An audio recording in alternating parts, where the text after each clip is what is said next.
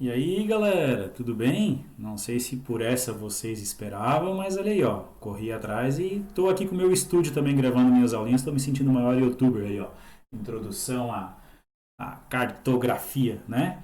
Tudo certo? Olha só, a única coisa que eu vou pedir desculpa para vocês é que talvez o áudio não fique tão bom, porque nessa correria aí da pandemia aí, um monte de gente gravando aula, fazendo live e tudo mais, não tem mais microfone para vender. Daí eu tive que encomendar um pela internet e tudo que a gente encomenda pela internet também está demorando para chegar, né?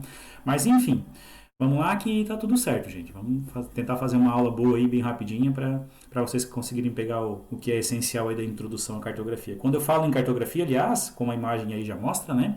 Como vocês podem ver aqui, a gente está falando de mapas. Né? A gente está falando aí da essência da geografia, digamos assim. Sempre que a gente fala em geografia, uma das coisas que vem à nossa cabeça é mapa, né? E aqui eu tenho para vocês um mapa que foi feito aproximadamente aí por 1530, 1540, mais ou menos essa época, que claro, a gente está falando de aproximadamente uns 500, 480 anos atrás, né? A gente pode ver aqui o continente americano, olha só, totalmente, eu vou usar a palavra desconfigurado, né? Vocês podem olhar aqui, ó, nossa, mas está muito estranha essa América, nossa, está muito estranha essa África. Nossa, tá muito estranha a Europa. Não é que tá estranho, é porque a tecnologia que se tinha naquela época para se fazer mapa não é a mesma tecnologia dos dias atuais. Obviamente, naquele tempo tinha bem mais erros do que hoje. Ah, professor, hoje ainda tem erro? Sim, hoje ainda tem erro. Obviamente, bem menos do que naquela época, né? Aliás, até qualquer mapa que a gente pegar nas nossas mãos tem erro. E eu vou dizer para vocês o porquê, tá? Daqui a pouco. Mas, enfim, em relação a esse tipo de mapa, né, os atuais são muito mais corretos do que os antigos. Especialmente porque a gente está falando de 500 anos de tecnologia, né? O que vocês estão vendo agora, que vocês estão vendo aqui, ó, lá em cima ali, ó, o Instituto Federal Catarinense. Não sei se eu estou apontando certo com a cabeça, mas eu fiz um teste, eu acho que é isso, né? Até aparece temporariamente fechado ali, a gente espera que volte quanto antes as aulas, né? Mas enfim, o Instituto Federal Catarinense, esse é o nosso campus, visto por uma imagem de satélite. Essa imagem aí, pelo que eu estou notando, ela provavelmente deve ser tirada em dezembro de 2019 ou janeiro, fevereiro de 2020. Ok? E aí, o que eu quero mostrar com isso? Olha só a facilidade que eu tenho de fazer um mapa agora. Há 500 anos atrás, eu não tinha avião para tirar foto aérea, não tinha satélite para ter um conjunto de lentes super poderosa para tirar uma imagem como eu estou vendo essa agora. Entendeu? Então, a partir dessa base, eu tenho uma facilidade muito maior para fazer o mapa. Eu tenho uma credibilidade muito maior de fonte aí para conseguir avançar e fazer um mapa de ótima qualidade. Né? Essencialmente, eu só queria mostrar esse início aí para vocês se depararem com mapas antigos. Não é que eles, claro, eles têm erros, né? Mas realmente é a questão da tecnologia que faz a grande diferença aí dos mapas antigos para os mapas atuais, ok? A própria cartografia ela começa de uma maneira meio manual, né? Que a gente tem uma forma de representação cartográfica que ainda não é um mapa, que a gente chama de croquis. Até eu botei aqui a imagem de uma menininha aqui desenhada aqui, ó, porque o croquis também é muito usado pela moda. A minha cabeça está bem na frente do texto aqui atrás de mim, né? Mas depois vocês vão pegar o slide e vai aparecer certinho, ó. Um croquis costuma se caracterizar como um desenho de moda ou um esboço qualquer, ou seja, é a mão livre, certo? Quando tu faz um desenho desse, geralmente na questão assim de mapa e tal, vocês podem notar que a gente usa muito esse croquis no nosso dia a dia para explicar onde fica a casa de alguém, ou até mesmo acho que hoje atualmente nem se usa mais também, né? Porque como a gente tem a função no celular ali de mandar a localização, ninguém mais fica desenhando, ó, tu vai passar por um posto, tu vai passar por uma padaria, tu vai passar por um mercado, bota os pontos de referência, terceira rua direita, casa amarela e assim por diante. Ninguém mais usa isso, né, atualmente, né? Mas enfim, até uns 15, 20 anos atrás se fazia isso, mas atualmente a tecnologia tá na palma da nossa mão e a gente não precisa mais disso. Mas quando vocês escutarem a palavra croquis, é isso, é um desenho não livre, sem respeitar muitas regras, ok?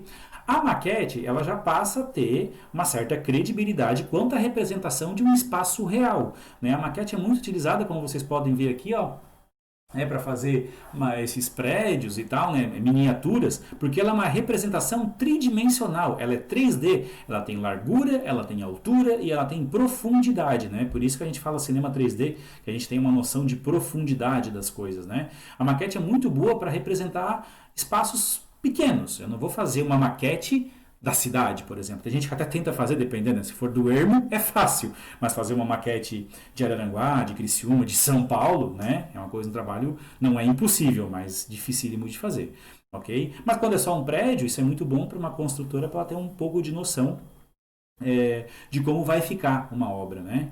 A pessoa que vai comprar um prédio, vai comprar um apartamento, ó, como é que vai ficar o prédio, qual é a cor que vai ser utilizada, os espaços e assim por diante, ter uma noção melhor quando é feito tridimensionalmente, né? A planta já começa a ter uma característica mais fiel de mapa ainda, porque a planta é um mapa, na verdade, ó, está bem atrás aqui da minha cabeça, eu estou circulando aqui, mas ela está bem atrás da minha cabeça. As plantas são mapas de áreas muito pequenas, ou seja, o espaço de uma casa, de um apartamento, que é justamente para você poder representar, tá? Para você poder representar um espaço pequeno para dar uma noção melhor para as pessoas onde elas vão morar, um móvel que tem que fazer, ela geralmente tem as medidas, né? Aqui, ó, a medida real desse espaço, aqui ele está diminuído, mas aqui tem 2 metros, 2,6 metros, aqui tem 3,3 metros e assim por diante. Né? A planta, todo mundo sabe que geralmente quando fala de uma casa, de um apartamento, fala, eu comprei um apartamento na planta. Né? Quer dizer que a pessoa já sabe como é que é o desenho desse apartamento, só não está construído ainda. Ok? Beleza? O mapa em si, aí sim, né? O mapa é aquele que vem com uma qualidade, com uma fidelidade muito maior de dados, né? Uma fonte muito mais aprimorada, né? O que é necessário ter o mapa para ser considerado um mapa mesmo? Ele tem que ter um título, né? Aqui, ó, América do Sul. Ele tem que ter uma legenda, tá bem atrás aqui da minha cabeça, mas depois vocês podem ver uma legenda que o que significa esse símbolo, o que significa o outro símbolo, né? Uma escala que também está aqui atrás de mim, que é para dizer quantas vezes esse mapa foi diminuído da sua realidade. Uma orientação geográfica, geralmente o norte geográfico, também está aqui atrás de mim nesse mapa, depois vocês vão poder ver na imagem PDF que eu vou mandar para vocês. Né? Ou então coordenada geográfica, geralmente vem os dois, tanto o norte geográfico, através da representação da rosa dos ventos, que a gente já estudou, né? Ou então a latitude e a longitude, que a gente também já estudou. Beleza? Bom, existe um tipo de mapa que ele não é um mapa oficial, porque ele não tem toda a base característica de um mapa, mas ele serve para te dar uma orientação. É quase que fosse um misto entre o mapa e o croquis, certo? Vocês podem visualizar aqui que o mapa pictórico, esse nome aqui é novo para vocês, ele é muito utilizado para cidades turísticas. Deixa eu ver aqui um exemplo. Quem já foi, por exemplo, no parque ecológico, não. Vocês que já foram no Beto Carreiro, geralmente tu pega um folderzinho e onde estão as atrações principais, elas estão meio exageradas. É só para te dar uma noção de localização, onde está aquele espaço, para tu te orientar naquele parque ou naquela cidade turística, alguma coisa nesse sentido. Provavelmente você já deve ter entrado em contato com algum material desse tipo, tá? O que são convenções cartográficas? Convenções cartográficas são aqueles símbolos que geralmente quando tu bate o olho no mapa, tu já mais ou menos sabe o que significa. Quando eu vejo um avião, quer dizer que ali tem um aeroporto. Quando eu vejo esse trilhadinho que aparece aqui, ó, esse aqui, ó, tô apontando direito, eu acho que eu tô certo, hein? Esse trilhadinho aqui, é um trilho de trem, uma igreja, né? Deixa eu ver aqui, ó. Onde tem uma represa, onde tem um rio. Claro que geralmente, mesmo tendo a conversão cartográfica, lá na legenda do mapa vai aparecer o que significa cada um desses símbolos. Esse aqui é um traço vermelho simples, é uma estrada mais simples. Esse aqui é um traço vermelho mais grosso, deve ser uma estrada mais importante. Aqui tem uma barreira, provavelmente, deve ser uma ponte, alguma coisa nesse sentido. Tá? Então, convenções cartográficas é aquilo que geralmente tu bate o olho e tu mais ou menos sabe o que significa, mesmo sem olhar na legenda, mas eles vão aparecer na legenda, tudo bem? A escala de um mapa, o que é uma escala? Aqui vocês devem estar notando que esse brinquedinho que está aparecendo aqui, ó, esse fusquinho, ele é de brinquedo, já deu para notar, né? Geralmente os brinquedos vêm escrito embaixo assim, ó, não é brinquedo, é item de colecionador, não é muito feito para brincar, é mais para admirar do que para brincar, né? 1,2.28 ou 1/28. O que isso aqui quer dizer? Isso aqui quer dizer que esse Fusca aqui, ó, esse que está aparecendo aqui, ele é 28 vezes menor do que um Fusca de verdade, né? Que os dois símbolos significam a mesma coisa, ó. Um Fusca, 28 vezes menor. 1 dividido por 28. 1 dividido por 28. Entendeu? Então, quando a gente olha o mapa, geralmente aparece lá escrito na escala. Certo? Só para vocês terem uma noção, aquele mapa mundi que a gente tem geralmente, que o professor leva para botar no quadro, para explicar as coisas para vocês, aquele mapa mundi, ele é geralmente 32 milhões. O que isso quer dizer?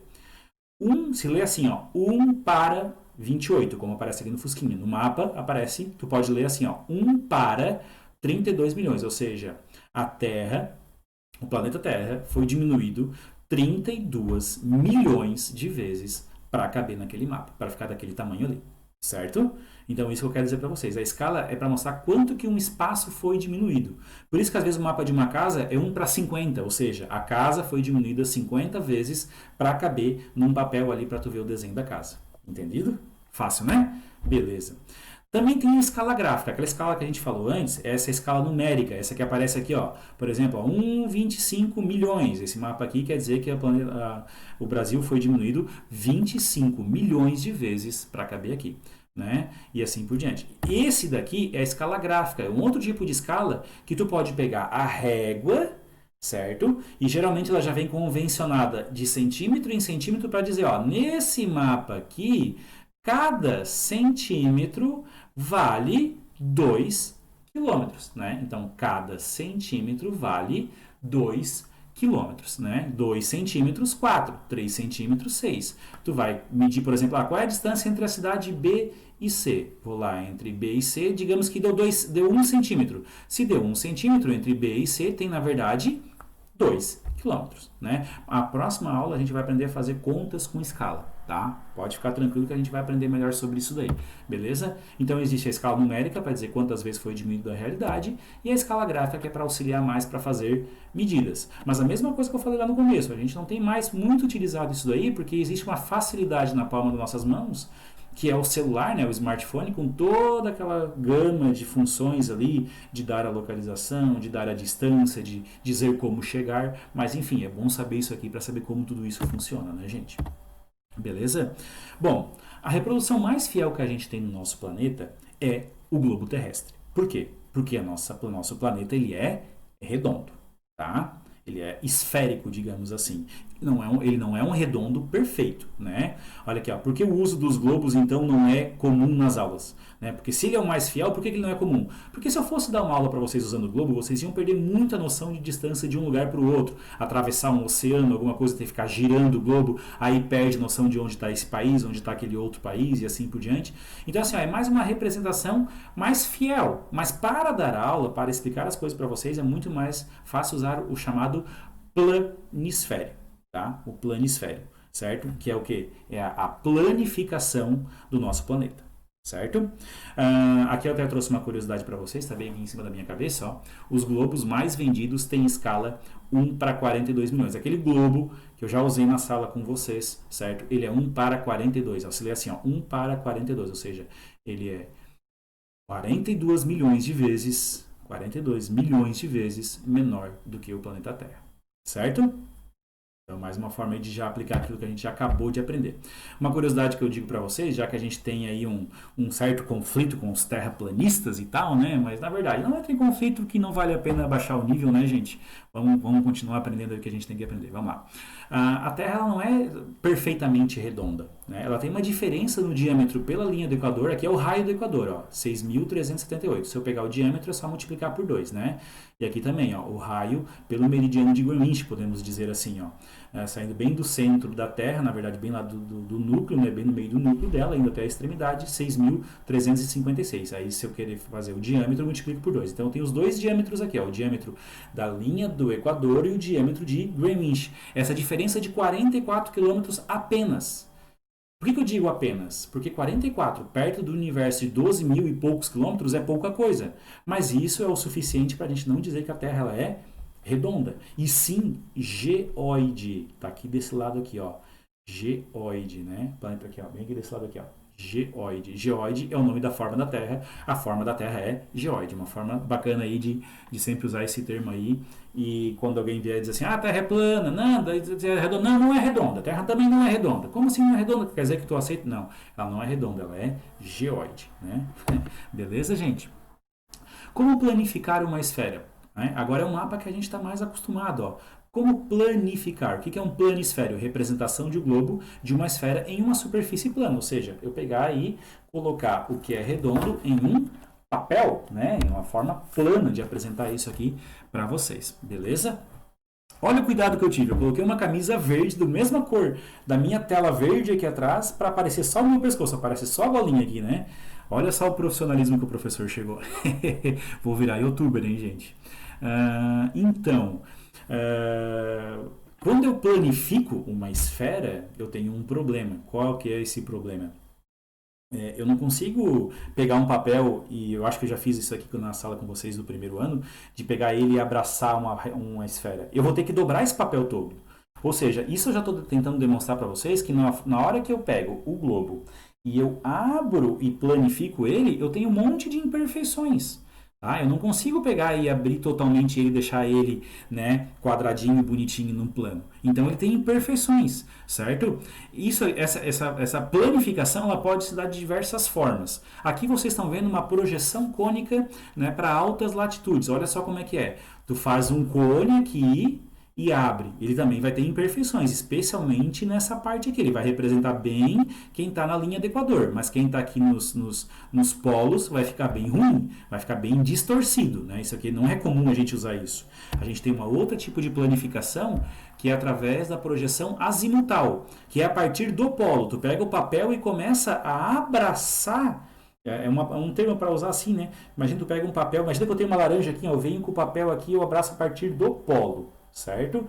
Obviamente, no momento que eu for abraçando, ó, que eu for pegando o papel aqui, ó, não sei se vocês vão conseguir ver bem agora aí, eu vou ter que dobrar ele todo, então ele vai ficar muito imperfeito. Por isso que os mapas planos têm imperfeições. Mas mesmo com essas imperfeições, é muito bom usar para dar aula para vocês, ok?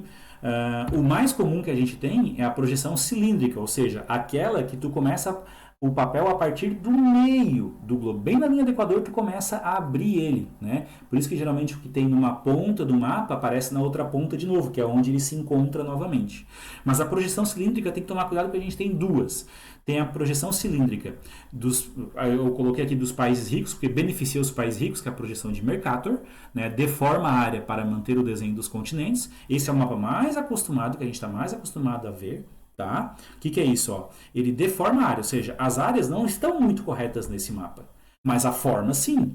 Ao contrário da projeção de Peters. O que ele faz agora? Ó? Ele deforma o desenho dos continentes para manter a área. Esse desenho que aparece lá no canto, lá, ó, dá uma impressão melhor de como... Deixa eu ver se ele aparece aqui. Não aparece aqui. Ele aparece, ó.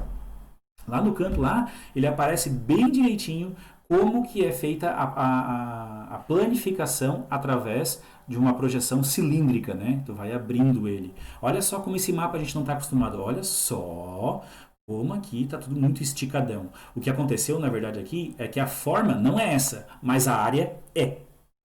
Tá? Eu vou mostrar para vocês aqui uma curiosidade para vocês entenderem melhor. Esse é o mapa mundi que a gente está mais acostumado a ver nas salas de aula, né? Ela é uma projeção de Mercator. Olha o tamanho da Groenlândia. Tá vendo o tamanho da Groenlândia? Olha o tamanho da Austrália.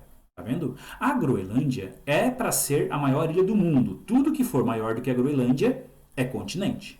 A Austrália, na verdade, olha só o que eu vou dizer para vocês, ela é 4 vezes maior do que a Groenlândia. Mas nesse tipo de projeção, ele alargou muito a Groenlândia, tá vendo? Ó?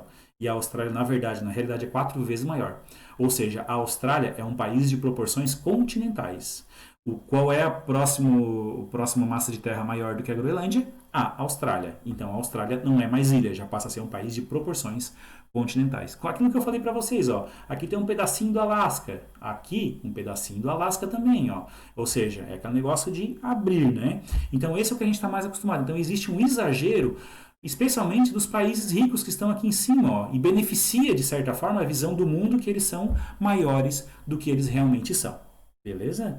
Então, a aula de hoje seria essa introdução à cartografia. Espero que vocês tenham entendido, vocês tenham aí mais fontes para pesquisar. Eu acho que dessa forma a gente ficou melhor, assim vocês me visualizam, né? Mata um pouquinho da saudade, também tô louco para ver vocês, né? Mas é isso, eu me despeço de vocês então com uma mensagem do famoso Remain, né? Beba seu suco bem devagar, para ele ficar mais suculento.